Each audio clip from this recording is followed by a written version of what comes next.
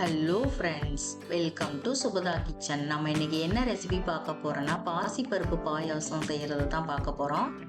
பாருங்க எப்படி சூப்பராக இருக்குன்னு சொல்லிட்டு நீங்களும் செஞ்சு பாருங்க வீட்டில்.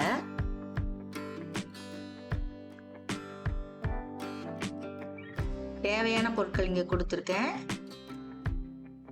1/2 கப்பு பாசிப்பருப்பு எடுத்திருக்கேன். நல்லா பொன்னிறமாக வறுத்துக்கலாம்.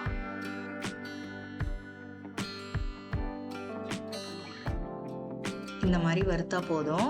இப்போ பாசிப்பருப்பை நல்லா கழுவிட்டு எடுத்து வச்சிருக்கேன். என்கிட்ட இருக்கிற பருப்புக்கு நான் 2 கப்பு தண்ணி சேர்த்து வேக வைக்கிறேன். உங்ககிட்ட இருக்கிற பருப்புக்கு ஏற்ற மாதிரி தண்ணியும் வேகிற நேரத்தையும் பார்த்து செஞ்சுக்குங்க. பாத்திரத்தில் 3/4 கப்பு வெல்லம் சேர்த்துக்கலாம்.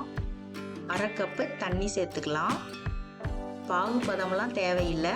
நார்மலாக நம்ம வெல்லம் கரைஞ்சதுக்கப்புறம் எடுத்து வடிகட்டி எடுத்து வச்சுக்கலாம். இப்போ நமக்கு வெல்லம் நல்லா கரைய ஆரம்பிச்சிருச்சு.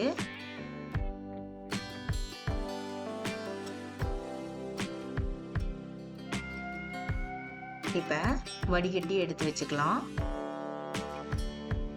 இப்போ இது ஓரமாக எடுத்து வச்சுக்கலாம். இப்போ ஒரு பேன் எடுத்துட்டு 1 டேபிள் ஸ்பூன் நெய் சேர்த்துக்கிறேன். ஒரு 8 முந்திரியை உடைச்சி வச்சிருக்கேன், அதையும் சேர்த்து வறுத்துக்கலாம்.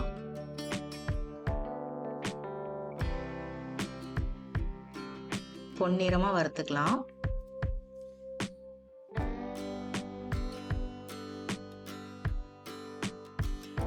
ஒரு கப்பில் எடுத்துக்கலாம். இதுலேயே திராட்சையும் வறுத்து எடுத்துக்கோங்க. துருவன தேங்காய் ஒரு 1/4 கப் அளவுக்கு சேர்த்துக்கலாம். இதையும் அது மாதிரி பொன்னிறமாக வறுத்து எடுத்து வச்சுக்கலாம்.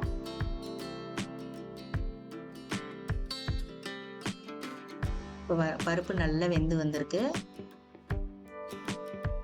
நல்லா மசிச்சுக்கலாம். இந்த மாதிரி ஒரு கரண்டி வச்சு நல்லா மசிச்சு விட்டுக்கலாம். இப்போ நம்ம எடுத்து வச்சிருக்க வெல்லத்தை சேர்த்துக்கலாம். இப்போ நல்லா கலந்துக்கலாம்.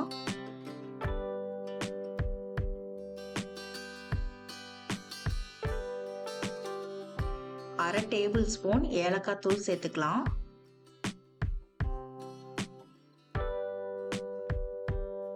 சுவைக்கேற்ப உப்பு சேர்த்துக்கலாம். அரை டேபிள் ஸ்பூன் அரிசி மாவு எடுத்து தண்ணி கொஞ்சமாக சேர்த்து கலந்து வச்சிருக்கேன், அதையும் சேர்த்துக்கலாம். அரிசி மாவு சேர்த்திங்கன்னா திக்னஸ் ஆகும் பாயாசம், அதனால நான் சேர்த்துருக்கேன். பச்சை வாசனை போகிற வரையிலும் கொதிக்கிட்டோம். இப்போ நம்ம வறுத்து வச்சிருக்க முந்திரி சேர்த்துக்கலாம். வறுத்து வச்சிருக்க துருவன தேங்காய் சேர்த்துக்கலாம்.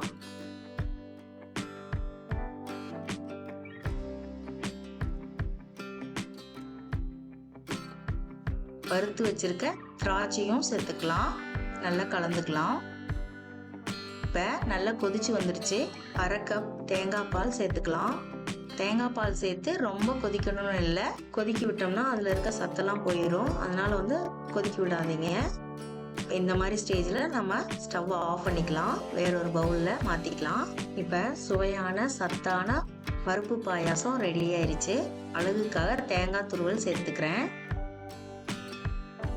நீங்களும் செஞ்சு பார்த்துட்டு எப்படி இருக்குதுன்னு சொல்லுங்கள்.